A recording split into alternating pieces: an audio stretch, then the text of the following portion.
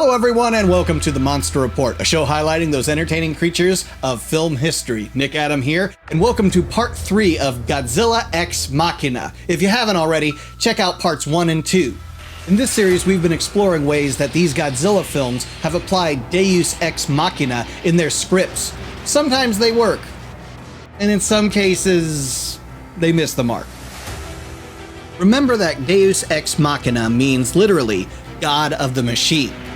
It's a way to solve the problem in any story. Deus Ex Machina works really well if it works within the story that's already been established. Sometimes a Deus Ex Machina comes out of nowhere.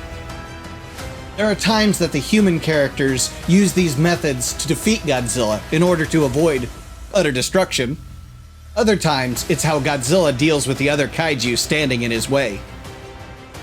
Today we're looking at the Millenium series of Godzilla films, and tacking Shin Godzilla at the end. Stay tuned for that one. Remember as always to atomic blast or smash that like button, subscribe, comment down below, support the Monster Report, and let's get started with Godzilla Ex Machina Part 3. First up, Godzilla 2000. This has gotta be one of the most perfect Godzilla movies. It gives the viewer what they want, Godzilla being a menace to society, and as a bonus, he fights another monster. We get nothing much from the human characters, except exhibition. Want to know why Godzilla is indestructible? Scientists discover Regenerator G1. Want to know why the aliens are here? Scientists discover they are interested in Godzilla's DNA to create their own kaiju baddie. Regardless of this newfound evidence, humanity can't do anything to prevent the rumble that is about to take place between Godzilla and Clonezilla Orga. I guess the only Deus Ex Machina here would be Godzilla's motivation for heading directly into the belly of the beast in order to do this.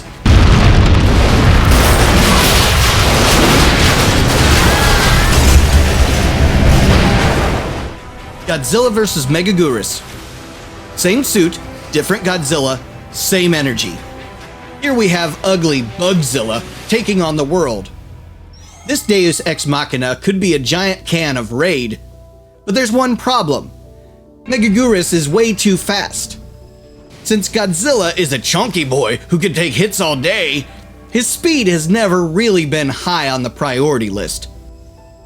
Especially when he can simply stomp, crush, or burn his enemies and keeps coming back for more. In this case, he needs to get clever with his attacks. He allows Megaguirus to get in close in order to trap the kaiju pest and body slam him, paying homage to another iconic moment in Godzilla history. He's not done though. That stinger looks poised to do more damage.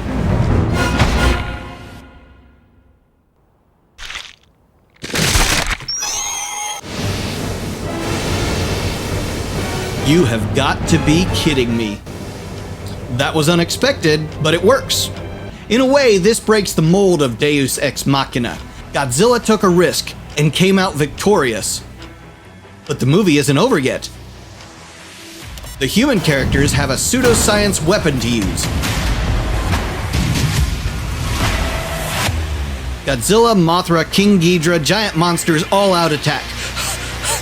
Different suit, more energy. This Godzilla is absolutely unstoppable.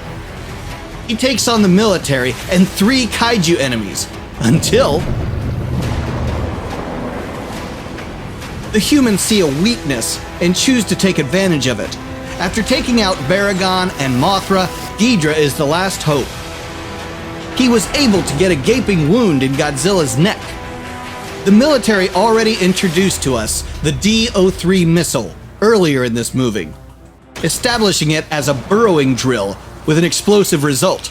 They tried it on Godzilla once, but they were completely ineffective against that thick hide of his. Admiral Tezo gets swallowed up in the belly of the beast while piloting a mini submarine.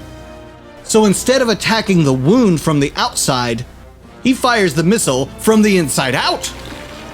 With his monster-sized owie opened up even larger, Godzilla's atomic breath becomes his downfall.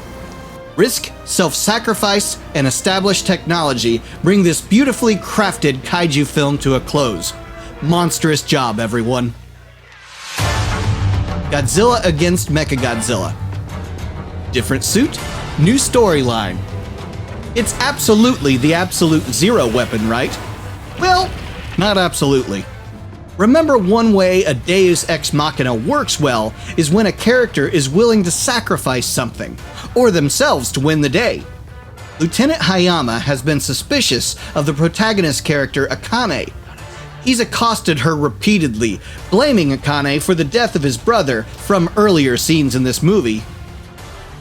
After Akane saves the life of Hayama, he's confused at first by her actions.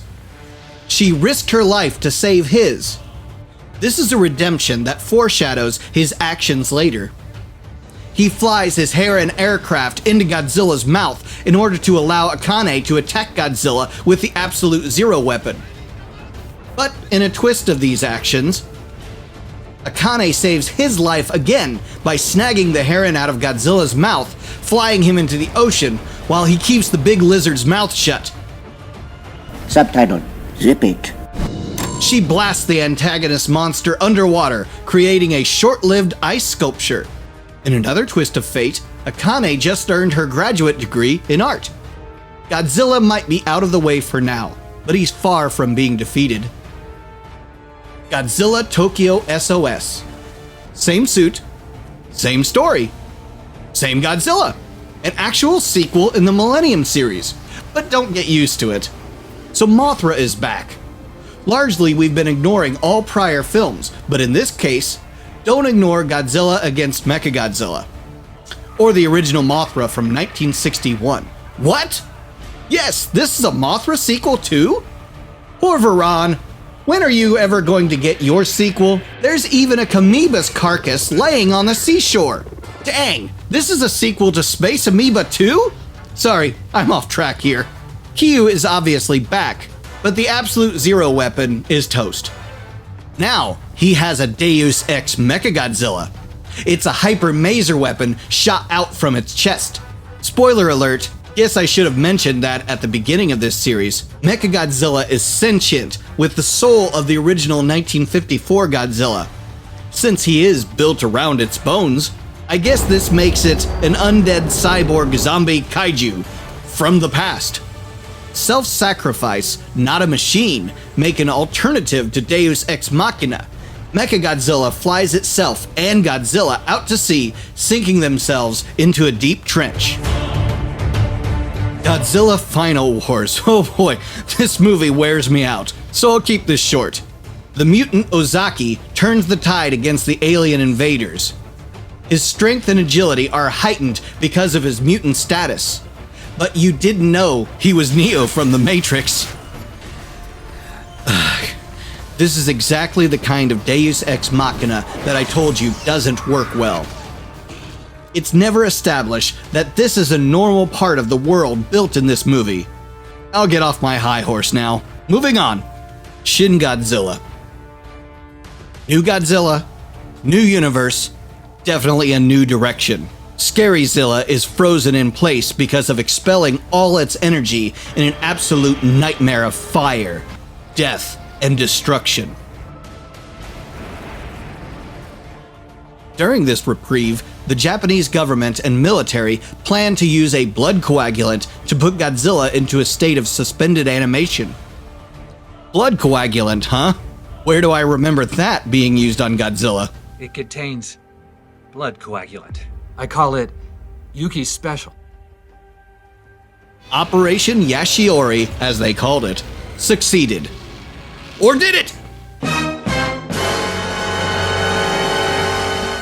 Thank you for joining us for Godzilla Ex Machina Part 3. Next time, we're going to look at the legendary series of Godzilla films.